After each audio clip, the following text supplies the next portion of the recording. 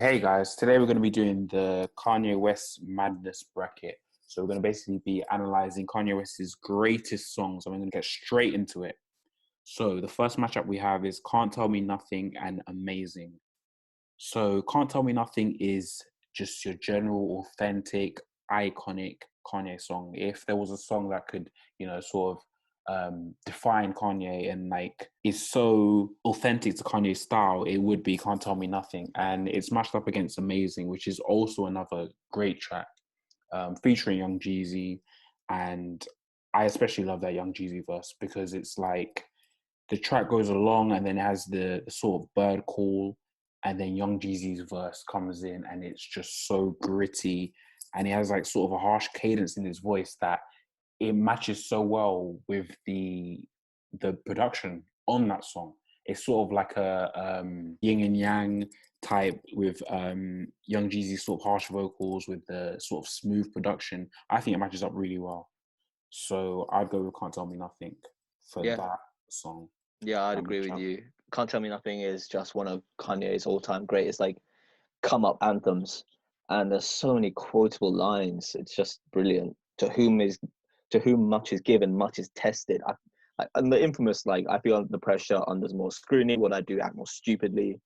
Just talking about his upcoming fame, pressures, limitations, and I mean the feel good like arrogant. You can't tell me nothing on the hook. Like you can't say anything. Your point is irrelevant compared to me and what I stand for. It's just completely braggadocious. Um, and like and he referenced, it's still funny because his, he really was not just a trendsetter in like fashion and culture, but he defined the shift in music for hip hop. And in Can't Tell Me Nothing, he says like old folks talking about back in my day, but like he says this is my day, and he proved it, and he changed hip hop for good. Amazing. That lo-fi heavily tuned thick Kanye vocal. It's the whole production's very holy. It feels very godly.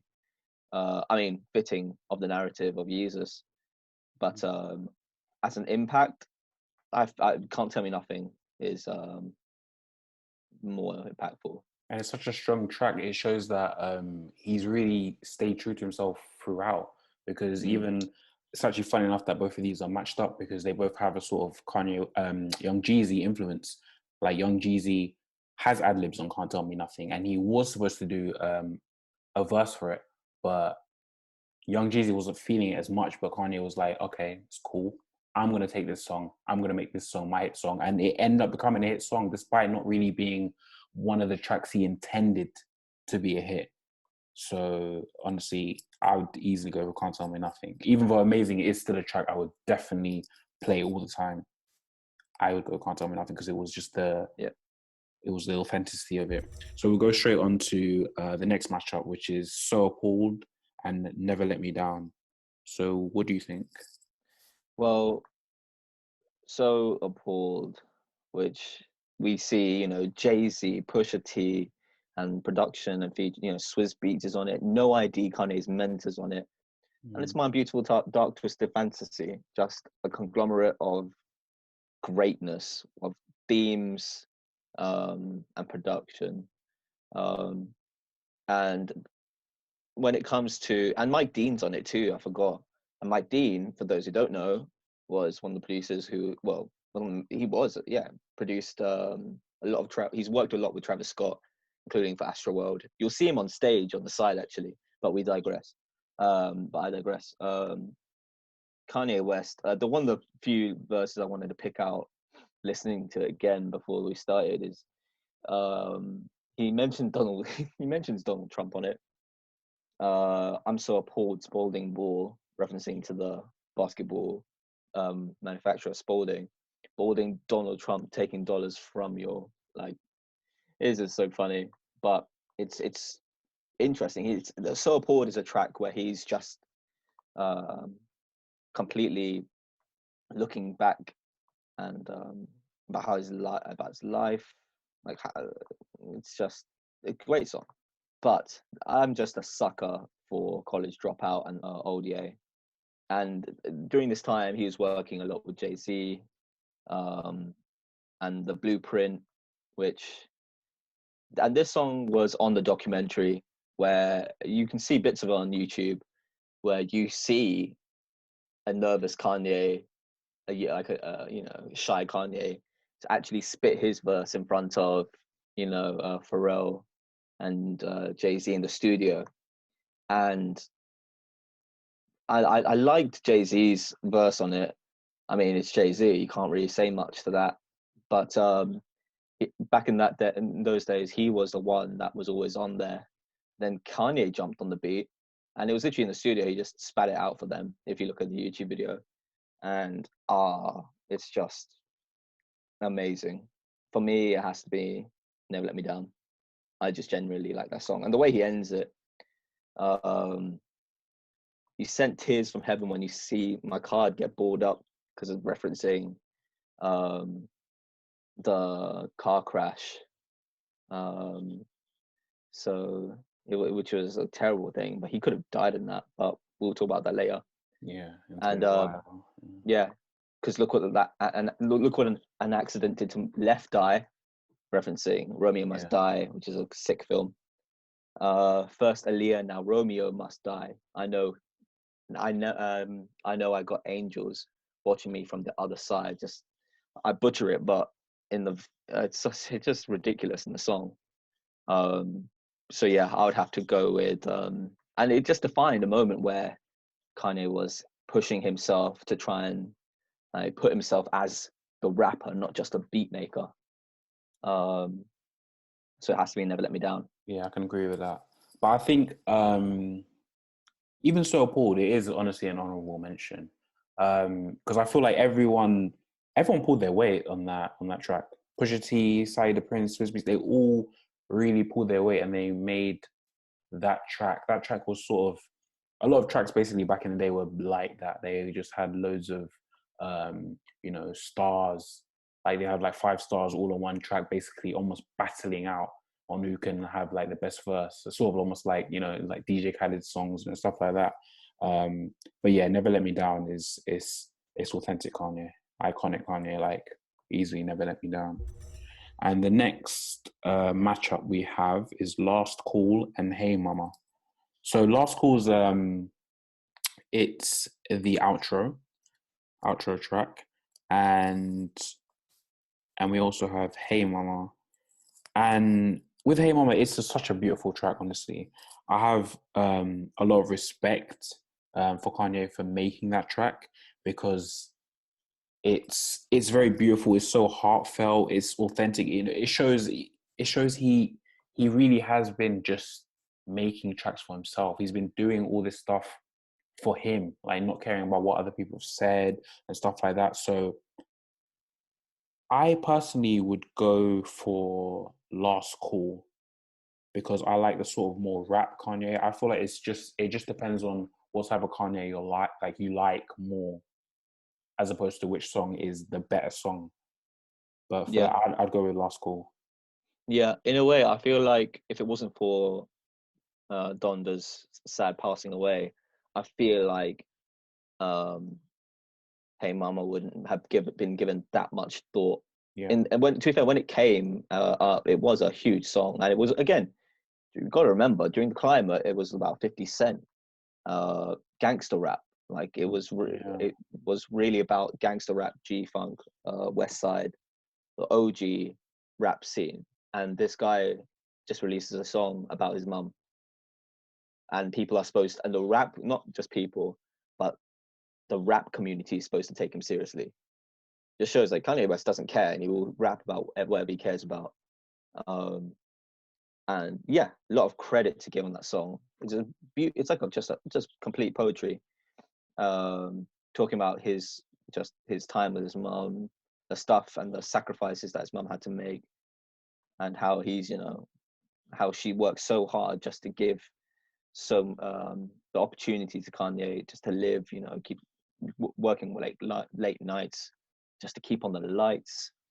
How like she got training wheels for the bike, and like how self-sacrificial she was.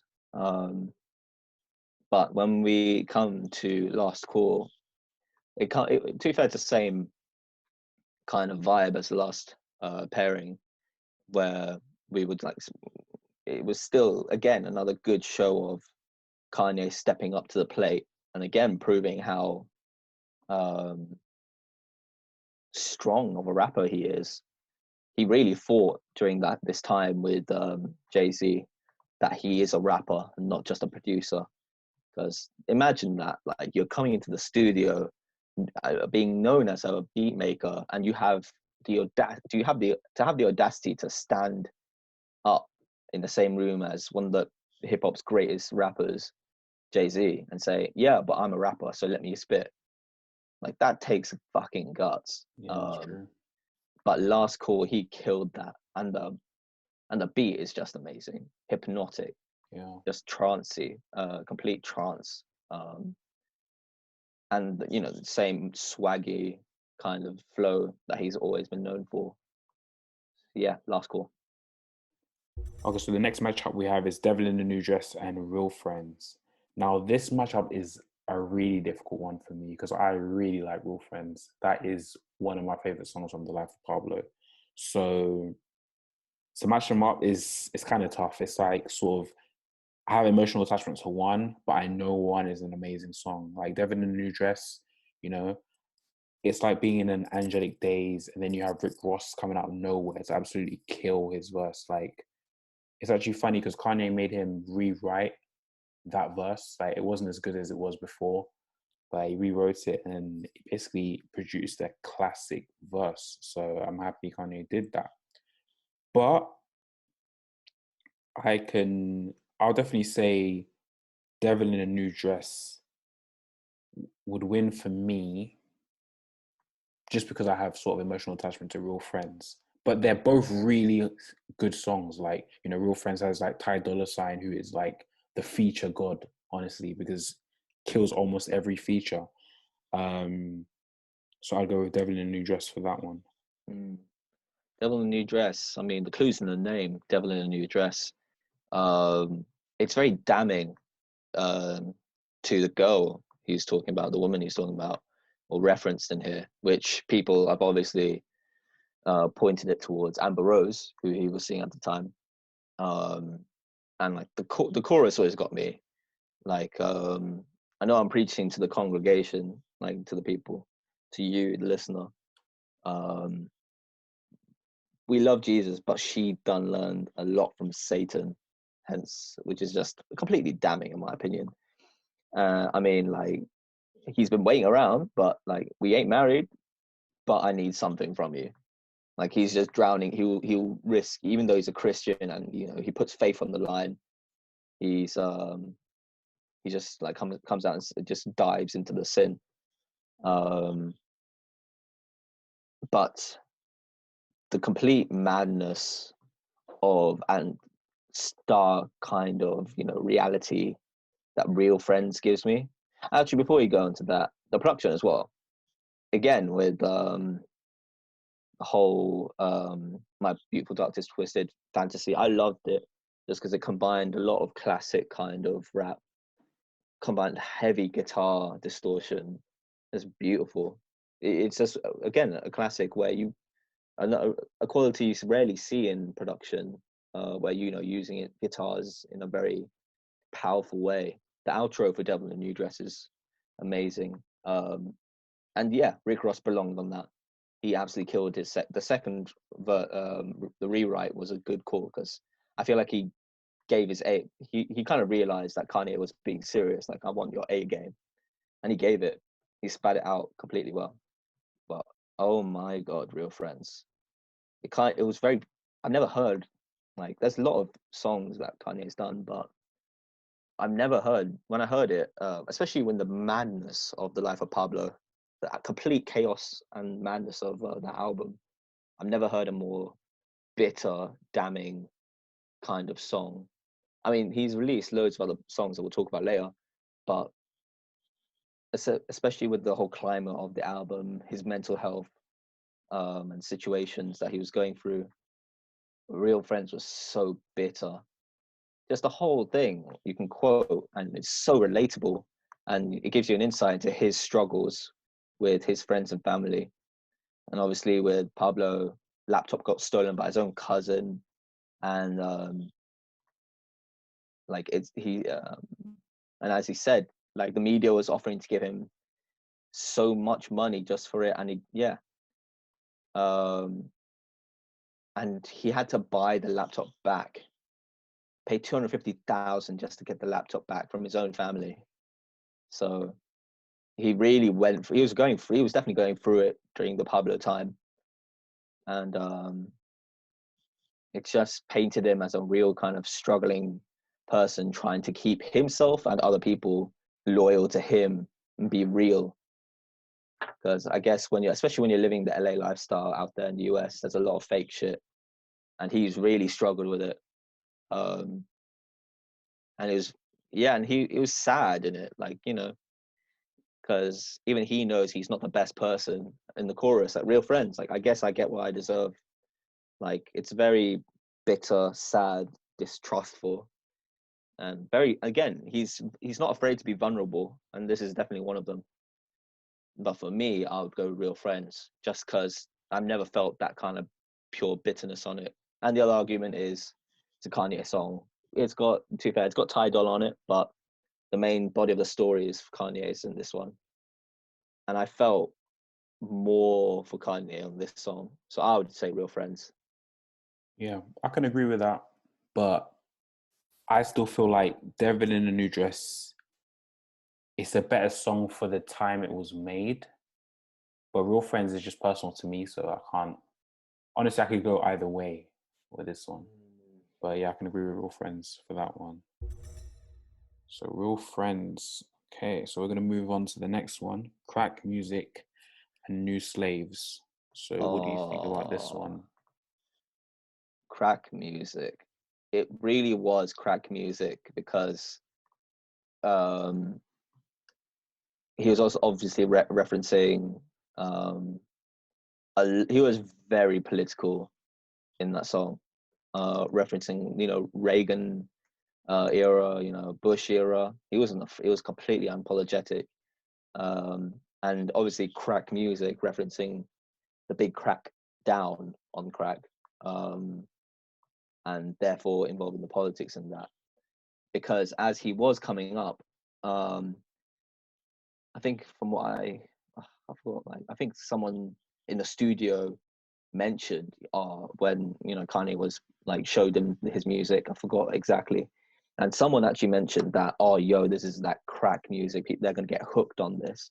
And I think that was the I think I might be wrong, but I remember hearing something like that.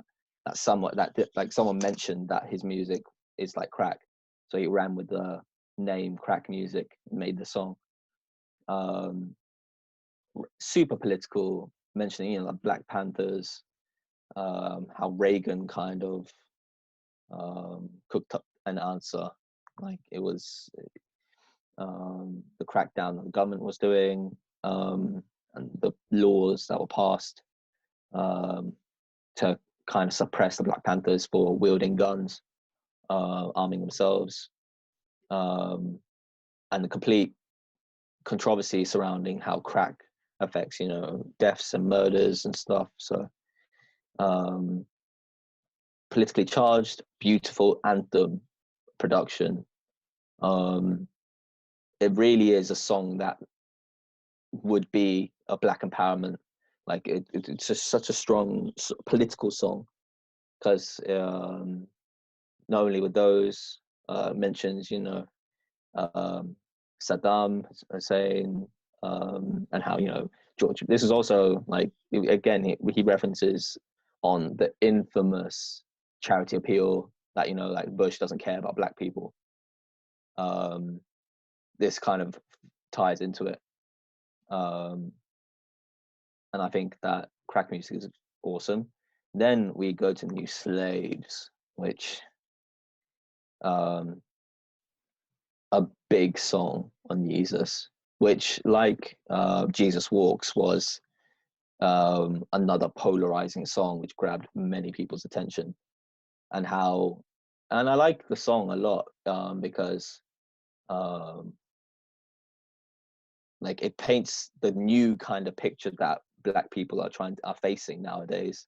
How black people came up in America, serving the white man, that kind of thing, picking the cotton, all that. And he said, this is when we were broke, we didn't have any. And then he paralleled it to be that don't touch anything in the store kind of racism. It's kind of shifted, but it's the same old thing. And then it's raised up a notch when he talks about rich black people, and how white people are dying to sell them more, and how rich black people are the new slaves, that are just new slaves that are just buying into this. They're just spending all their money on clothes and jewels, and it kind of paints a new narrative. And I remember this on Twitter actually.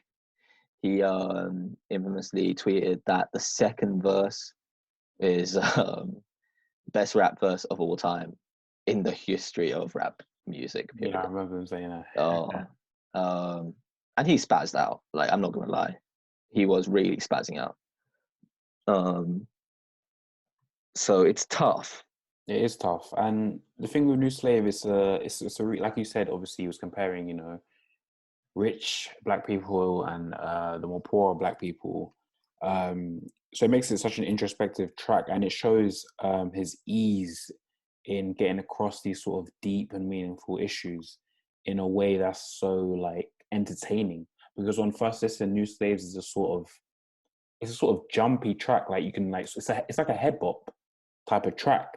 But when you get deeper into the lyrics and you actually hear what he's saying, you realize exactly what he's talking about is much deeper than it seems from the surface level. And this was something that I really loved about his Yeezus album. Obviously, when it first came out, back in 2012, it was a very experimental album. But for me personally, I've liked it from the beginning. Like from the beginning of when it was released, because some people thought it was experimental. They're like, "What is this? This isn't the Kanye I know." And especially if you look at that project in relation to his previous projects, it's sort of like there was sort of like a break. It was like, "What's this? Like, this isn't the usual Kanye I'm used to." But that's why I like Yeezus so much, because it showed just how bold he was. It showed that he actually evolved as an artist to actually be able to experiment, because he could have easily used his old sound. His old sound from, College Dropout, My Beautiful Dark Twisted Fantasy. Those made hits. Those are classic hits, long time hits. Those are songs that will be played even 10 years from now. So the fact that he sort of decided, okay, I'm going to go in another direction. I'm going to change what I'm doing, just go completely left. I think it's something that was so amazing. And that's why Yeezus, it might be controversial, but Yeezus is one of my favorite Kanye albums, because when it came out, you have to deep it. Like, he was drawing influences from everywhere. Like, to think about it's 2012 and he's getting Chief Keef and Justin Vernon on the same track. It was mad. That's It was something really that was mad. so crazy. It was like, what? You're mixing two completely different genres, and it was honestly, it was absolutely amazing. And it was that album in general. It's almost sort of like abstract art. It's amazing. He's exploring deeper topics. He's getting influences from different places, and the fact is, it doesn't sort of sound like he's just stealing influences. It doesn't sound like he's like culture vulturing. He's sort of like just drawing the influences and just adding it to his personal style and just using it to produce just a masterpiece. So that's something I really liked about Yeezus, and obviously New Slaves. That's why I personally would easily go for New Slaves, because I just like that project so much, and I like that song. That is an actual good song. He touched on deep topics, and it is a head bop. It's like, if you want to hear about that stuff, it's there. If you don't want to hear about that stuff, you just want to track the head bop, he's still there. So that's why I would, as a song, definitely New Slaves. And also the sample at the end.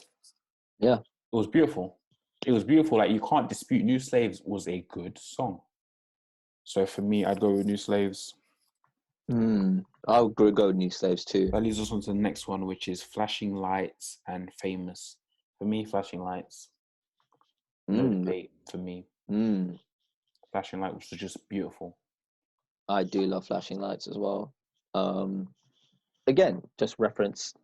It was during graduation, and this song, I feel like I need to look it up. But the beginning of Flashing Lights, it surprised me when I heard it on the outro of one of Tyler's songs. It was one of the outros on from Scumfuck Flower Boy, and it's the same exact chord structure, the same thing. So when I heard it for the first time, it surprised me. And obviously, Tyler, big fan, and took a lot of inspiration from Kanye. But I actually disagree. In the sense, I mean, I do love Flashing Lights, but just the way Famous literally flipped the world on its head. I feel like Famous. Oh, but then again, Famous is just a completely ridiculous, Yeah, stupid I feel like song. that's the thing. I can understand the impact it had, but I'm talking about just general better song. I'd go Yeah. with Flashing Lights. It's just a well-rounded song. Famous was a sort of in your face, sort of controversial song that was just like, what is that? Like, Okay. it made all the Song for news. song's sake, will Yeah, probably, song for yeah, song, it will like have to just be Flashing Lights. yeah, Yeah. Flashing Lights is just the better song. But obviously, Famous was a lot more impactful, of course. But you know. Come. So we're Flashing Lights for that one. And the next one is Big Brother versus Love Lockdown. So Oh, this what is do you hard. think? This is hard. Oh, Because again, this is getting so hard with Kanye because um, Kanye's life is just a roller coaster mm, of ups and downs, and every project encapsulates a good part of his life, and he puts it from brain to paper. Big Brother, what a ballsy song to put out there yeah, publicly. yeah, That of his sibling rivalry, the ups and downs of being with Jay-Z, um, always being in his shadow. Even when he was spitting, he said himself kind of didn't have the confidence. He thought he spat it. Actually, in the sense he spat it, he said for one of the songs, like, he spat a good verse. He thought he did like some of his best, and Jay came in and destroyed it. It's the same, like, it's kind of paradoxical where he's saying, oh, Jay's ridiculous, he's amazing, but at the same time, like, after trying your best, it's not good enough.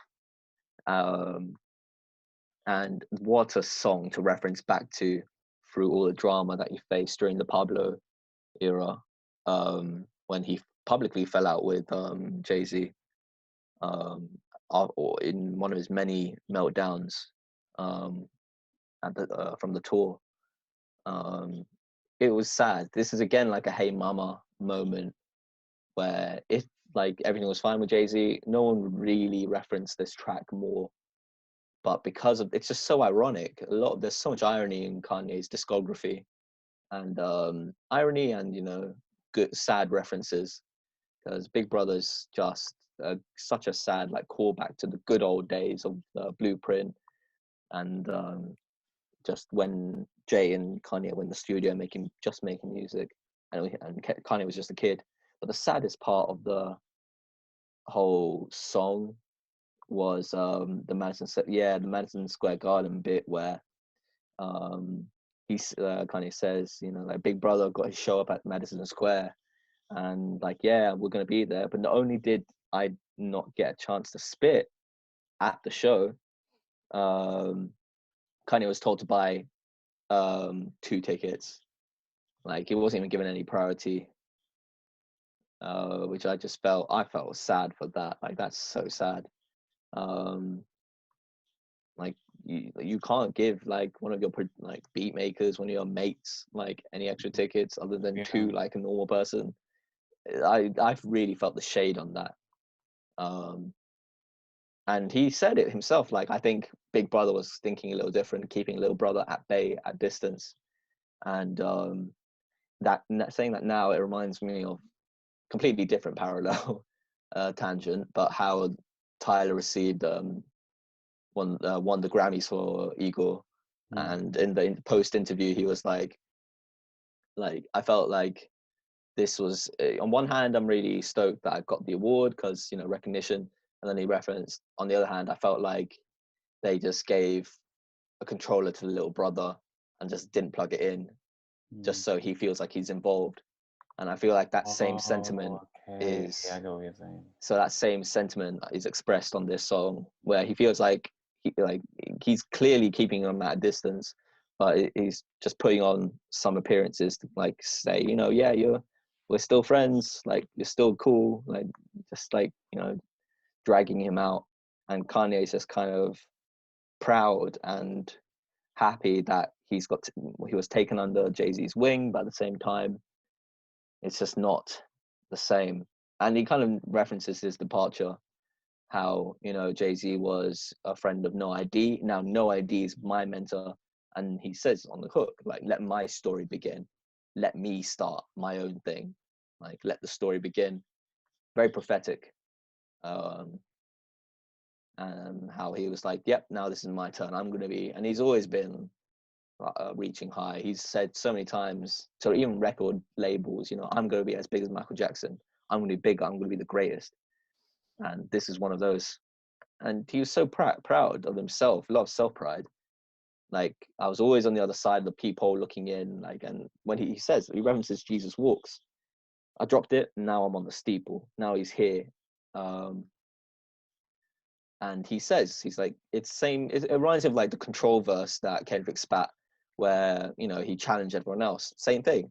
Can you imagine? Like, and obviously Kendrick is Kendrick, but back then Kanye West, he was still on the come up. I mean, he was obviously on the come, this was graduation, but still trying to touch Jay-Z at that point. But to be number one, I'm gonna beat my brother. So I really like Big Brother. Just paints like such a brilliant picture of his struggles against one of the biggest names in rap and hip hop. Now, Love Lockdown. I mean, what a drastic change. I think everyone was universally like, whoa, what's going on when Love Lockdown came on? Complete shift from braggadocious rap Kanye to the melancholy, sad, sorrowful Kanye. When obviously Kanye was talking about women, and obviously this 808s and heartbreak, not just because of the heartbreak and sadness of girls and stuff and loves, but before this, literally after graduation, Donda passed away, his mother. So I think it was elements of that also seeped into this project. I like Love Lockdown a lot, but I think like as part of Kanye's life, I feel like I've got to give it to Big Brother, because for me that paints more of a picture for me in terms of his standing. But Love Lockdown is amazing. It's just so filled with sorrow and melancholy that you literally feel like you become one with the song. It's very relatable. But I'll go with Big Brother for me. Big Brother. Yeah. I think this might be the one we really disagree on, because Love Lockdown, wow. Like, Love Lockdown and the production on the rest of that album, I feel like it evolved music, honestly. Like, it was such a groundbreaking change of production. It was like, he has literally shaped the music that we hear today. A lot of it was from Kanye. It was that influence, that sort of courage to just be out there, to sort of, get That's your very sort of true. emotions out there. That was something that it wasn't really done as much before, especially not by a rapper. That's actually So very true. with Love Lockdown, like, so obviously it has created sort of the influences, the stuff. Obviously now we look back on Love Lockdown and that's normal. Back then, Love Yeah, Lockdown was not normal. Hearing, those type of drums, like for example on the outro, those tribalistic drums in the outro, you got his auto-tune voice. This was something that was so out there. It was abstract music back in the day. I don't know mm, what I can compare it to like nowadays, but it was abstract. We look at it now because he's created that influence for us. That's why yeah, now autotune is just so normalized, and like there's different styles of drums are normalized, and that sort of complex production that allows him to sort of encapsulate like a specific emotion. yeah. Like that's nowadays it's easy. Like nowadays it's like yeah, artists do that. But back then you have to like really give props to Kanye because he Actually, was yeah. honestly first of his kind when he was doing something like that. Big Brother is a very personal track for Kanye, and also he gets a lot of respect for doing that on Big Brother as well. It does the same thing, sort of showing his appreciation for his brother, for quote unquote brother, Jay-Z, and doing that as a song, as a rapper, talking about another man, about how you love another man, basically, like as a brother. It was crazy to do that back then. So, in terms of impact, I'd say both of these tracks were very strong, but impact in terms of What it meant music, for music in music general. like lyrically and production wise, Love Lockdown was a Oh yeah, I Love completely Lockdown because was I looked at crazy. it Even objectively yeah, as even from the lyrics and stuff, yeah, even but from the video, like it was so crazy. It was like, what is this? This is mm, groundbreaking. So exactly. And I crazy. forgot a lot of people, a lot of artists, of our generation reference 808s and Heartbreak as like one of their personal reasons for being in music or creating music or changing the style. 808s and Heartbreak did a lot for music and artists nowadays. So 100% actually thinking about it, it would have to be Love Lockdown. Love Lockdown. Okay, that's Love Lockdown. So we'll go on to the next one. Through the Wire and No Church in the Wild. You see this one, this matchup. It's an interesting matchup. I personally would go with Through the Wire all the way because Through the Wire was just so inspirational. Like it was just like sort of his come up story. Like he went through all that and he still went back in the studio like it was nothing and kept spitting like it was nothing. Like, that thing that happened to him and that crash, you would think it would be something that would, stop him rapping because obviously it affected him in his, mouth area.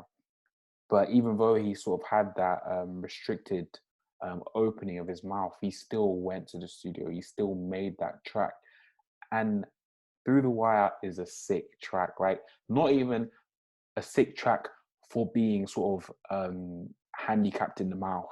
It is a genuinely sick track. Like I've seen on the comments like YouTube, people have said it sort of sounds like he sounds like sort of like 50 Cent and just other rappers who have that sort of rapping style where it's like they're not even opening their mouth properly. But Through the Wire is amazing. It's so inspirational. It just makes you sort of just want to get out there and like do whatever you want to do despite any setbacks you have. It's very motivational track. So Through the Wire is just I have a lot of respect for Kanye for making that track, and also has lovely production as well. Beautiful production. Like to just have that production at hand, it just shows how like amazing Kanye was. Like Kanye literally just had that in the locker. That accident happened. He had that in the locker, and he was like, "Yep, I'm gonna rap to this. I'm gonna put out that like it's an amazing track." And now that's going up against No Church in the Wild, which has features from Jay-Z and Frank, and that's another amazing track. It was a hit song. It was it was it was a sort of a collab that you wouldn't really expect it. I personally didn't expect it back then because obviously I sort of heard of Frank Ocean, through like Nostalgia Ultra, and to see those sort of two worlds clash was sort of crazy to me because it was like they were just on opposite ends of the spectrum. It was like Frank Ocean, yeah, he's a songwriter, but he's on the sort of hippie side of music back then. But obviously now he's popular. But he was on the more of that side of the music. And then you had sort of Jay-Z and Kanye, which were all on that sort of braggadocious rap. So to see those two worlds clash to make No Church in the Wild was amazing. It was something that I was shocked at. And I can't, Through the Wire is more motivational and inspirational for me personally. But I can't necessarily say No Church in the Wild is a lesser song. Um, it's almost like we're just sort of comparing 2003 Kanye to 2012 Kanye. It's like I personally wouldn't say any track is better than the other because they both do different things in that sense. But what I will say is Through the Wire was spectacular. Yeah, that's exactly. Through the Wire was a personal favorite.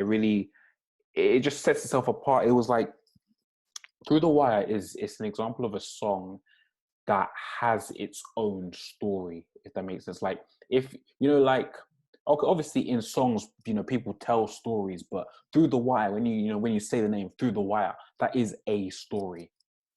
If that makes sense. I don't know if I'm making sense right now, but Yeah. it's like basically it's Through the Wire, man. Through the Wire. Yeah. Through the Wire's doing it for me. From what you said as well, yeah, No Church in the Wild, brilliant collab, unseen, unheard of. Again, didn't expect it. That's the thing. I thought you'd go with that since Frank's on it, knowing you. But Yeah. when But when Through it the Wire, came, I think it's what we too also have to take Through the Wire, not just I think when we're picking out, some like what's the best like Kanye song, and when I put it into that context, I feel like it has to be Through the Wire all the way. Self-produced, Yep. ran out of the hospital to record it, Yep. put it out there on his own on a separate mixtape, and then released it on his main album when he dropped Exactly. it. And it really set the tone of the complete willpower that Kanye has, and his kind of quality of character kind of defined it. And this kind of proved to the world that he is like that. I'm here to stay. There's no way I'm not going to do rap, because obviously, again, this was again the same like period of time where he was still in the come up, trying to break into rapping after being known as a beat maker. So I think the story, the production, yeah, and like you said, it's genuinely a good song. It's not even about him focusing necessarily completely 100% on the fact that he's got his jaws wide shut from the surgery. He still talks his talk like he would on any other song, and he does it with steez style and class, frankly. Again, because during again that time he was being forced to like push himself to do the best he can to prove himself to the world and to his crew and Jay-Z. And this definitely did. And the sample, oh my God, Through the Fire by Chaka Khan. Oh my God, what a brilliant matchup. Just proving again Kanye's prowess to find, source, chop the perfect samples. And this is where we really start to see, that high pitched samples, really breaking out into the mainstream kind of forefront. That chipmunk signature kind of chipmunk high pitched sound being spun on, soul samples really was magnetic and attracted a lot of people to that. It's completely characteristic of his work. And as soon as you hear the intro and just the instrumental, it's a Kanye kind of sound. And if I was to show someone who never heard of Kanye, like some old person or something, Through the Wire, like if you just put on Through the Wire and you explain the story, anyone will be amazed and impressed about how Kanye's managed to do this. And I think for that reason, I would choose Through the Wire. Yep, definitely Through the Wire. Okay, so now we have to choose between Can't Tell Me Nothing and Never Let Me Down. Ooh. Yeah, I this still go song's with. I think for me, I'll still go with "Can't Tell Me Nothing." yeah, I can agree to that. Yep, I can Just definitely agree. prophetic. Yeah, It's just it did more for me. it was a hit song. It did more than Never Let Me Down. Next, we have to choose between Last Call and Real Friends. Ooh, Yeah, this is a bit of a. this is tough You because know what? again, I think I'd go Real Friends actually. yeah, I was about to go. I was going to do the same Yeah, thing because Last Call again, brilliant. It set the tone of where Kanye was, yeah, and he explains his whole come up in the end of Last Call. Just him talking over the beat of how he's been here, and how he was no one, just coming in and out, and then got to work with Jay-Z. But again, I've never felt that kind of bitterness, that sadness yeah. Real on Friends. of real Real friends, and Friends. obviously You feel what he's saying. you really feel the pain that he went through regarding his family loyalties, and obviously he's been in pain. It's 808s and Heartbreak, Love Lockdown, all that.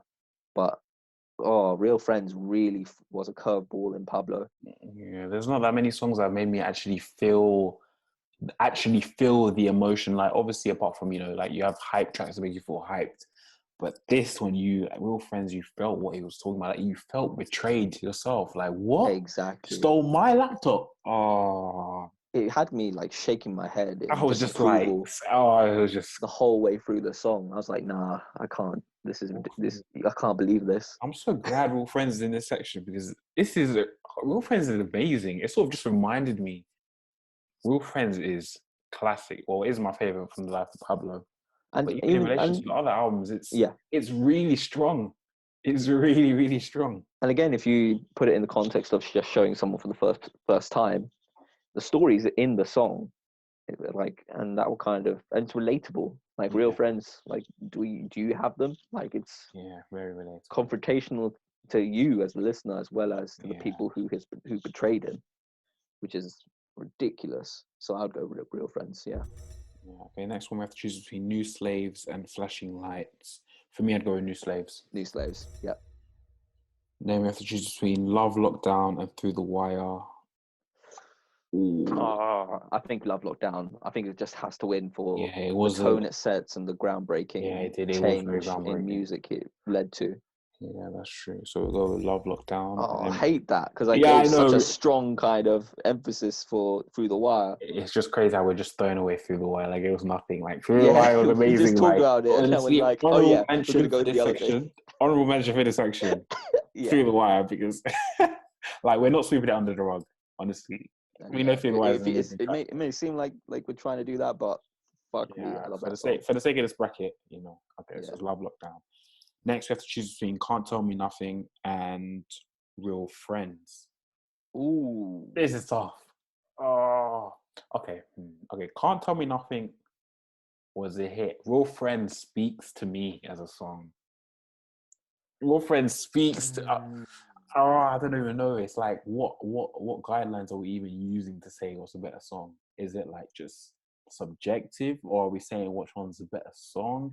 It's different. Kanye is like, I'm What is just a saying, better like, song? yeah, What is a exactly. better That's why song? I can't tell. I can't differentiate between a song I listen to on when I'm feeling like it, or a song that is an actual better song. Do you know I'm what? just, I'm so biased to Real Friends. I've got this huge bias towards it for some reason. Do you know what bothers me? It's the fact that this is just one bracket. We then have to choose the winner, one from the winner of these brackets. Yeah, that's crazy. And I know for a fact people are just gonna be pissed off from whatever we choose because it's so hard to pick the best song. It's so subjective anyway. But when it comes to Kanye, it's like you just square the amount of subjective it is because there's so many different styles, references, what it means to you as a listener varies so much. Can't Tell Me Nothing. I feel like that is one of the anthems that kind of explains to you as a listener what Kanye is, um, and what Kanye is, what he stands for, and what he believes he is going to achieve. Um, like I keep Can't Tell Me Nothing. I feel like it's just a self prophecy, Mm. um, and I feel like for that reason, of how much it was an anthem. The production was great. The lyrics were also very, very, very impactful. I just love like to watch his to who much is given, much is tested. That always has stuck with me. Just that line alone. Um, Now, real friends, bitter, harrowing, sad, and you just feel so pissed off and angry. And you, like you said, you genuinely feel betrayed. But when we're talking about great Kanye songs, Yeah. I don't think this can really count Yeah. in the That's sense right. that it's too personal. It's Mm. too personal. He's really fully engrossed emotionally, and this is not characteristic for Kanye. And if you look in the bigger picture, it doesn't do much for him in his career. It was just a moment during Pablo where he was like, all right, hold up with the chaos. Let's not forget how much bullshit I had to suffer to get to this point. And I think it was just a moment of a pause and moment of reflection of how he's been struggling, going through, you know, fame, loyalty, and family, which hadn't. To be fair, it wasn't that you never really saw that. We never really saw that until Pablo dropped. The real repercussions of being so famous and with such a big family, and obviously now when we look at you know, Jesus is King and all the more religious ones, he's tied back with his family. He's making amends, which is great to see. But when we talk about great Kanye, the greatest Kanye songs, I think it has to define him and encapsulate who he is. And I feel like Can't Tell Me Nothing does more for me than Real Friends Yeah, you know in what? that context. You know what? I can actually let go of my attachment to Real Friends as a song and say Can't Tell Me Nothing is a better track. It is, yeah. It is definitely the better track. So Can't Tell Me Nothing is winning that. And then we have to choose between New Slaves and Love Lockdown. For me, it's Love Lockdown Love Lockdown again. easily. New Slaves was great, but Yeah. I feel like Love Lockdown offered such a bigger change. New Slaves was more regular in what he was talking about. Yeah. Yeah. So now we're going to get onto the biggie, the final for this section. Can't Tell Me Nothing versus Love Lockdown. This is tough. Love Lockdown is my personal favorite. I wish. Can't I Tell Me really Nothing. wish like Can't Tell Me Nothing and Love Lockdown were in separate categories because Yeah, this is same. bullshit. This is just bullshit. It's actually One really hard hand, first on section. one hand, like I just literally just said, we have a self-prophesizing young Kanye, um, continue like bragging about how much he's gonna be successful and how nothing can stop him. The invincible Kanye back in the day. Um, and the self-reflective Kanye about how, you know, fame can really damage you. Then we have Love Lockdown. Yeah, okay. If It's we're just the complete that's the thing. Love Lockdown like really characterized a shift in him, mentally, emotionally, and musically, and the industry. And I feel like for again, people didn't really get the song on first listen, just because people were not expecting it. Over time, people learned to accept it, but off the jump, people are still really iffy on this new Kanye, this change. But again, and that's where I would say object, like if we're talking about songs in terms of the actual song itself, I feel like Can't Tell Me Nothing is more of a traditional kind of song structure. It would do yeah, more. yeah, it's But true. again, the bigger picture of how much Love Lockdown affected the music industry and influenced so many people, I think that deserves it more than Can't Tell Me Nothing. That's the thing, that now we're looking at different parameters, like Yeah, how literally. much a song will affect other people. Influence. We're looking at influence Influence and the another song, song which is like sort of the definition of an artist. Can't Tell Me Nothing defines Kanye. Love Lockdown influenced defined music a in general. generation. Yeah. Classic versus, you know, the radical change. I think we should go for Love Lockdown. Do you know why? Because Why? there's lots of classic songs that Kanye's done. Um, there's a lot of classic songs that of this kind of caliber where he has been, you know, like braggadocious, That's self-prophesizing. true. This That's isn't sort of the only genre. Yeah, song. yeah. He has Love been in. Lockdown He has is been a in that one of "Can't a Tell Me kind. Nothing" lane Yeah, in other songs, but "Love Lockdown," there's not a "Love it's one Lockdown" of that a I can kind. remember. Yeah, that's true. So I think for that we should just go. We should go with Love Lockdown. Yeah, so "Love Lockdown" I one hope round. people are happy with that because I really had to think how to say like Oh, how to pick mate, and choose. man, It's I don't really even tough. care anymore if they're happy. You can't make everyone happy, man. Yeah, yeah, yeah. You really can't. People probably still gonna be mad about what through the wire. Oh, you knocked him out first It round. was, I'm like, it was just such a bad placement. I wish it wasn't last. And man, this is the first bracket. We're actually gonna, I don't think we can do this series anymore after we finish because I feel like people are just gonna destroy us. Like, yeah, in a way, it's a good thing. It just shows how much versatility the artist has, and how like the versatility in his music has appealed to so many different people at different points of their lives. Yeah, I hope people are happy with that as we go through it. Let us know what you think for this bracket as well. I really am interested to see how Kanye's like touched like you, like your kind of opinion, like lives, and like where you were at different points of your life listening to Kanye West. And that's like what we said on Frank Ocean. Like that's how music works. We tie music to our memories of where we were in our lives, and I want to hear that actually from especially from Kanye West. but yeah, I think that's a wrap.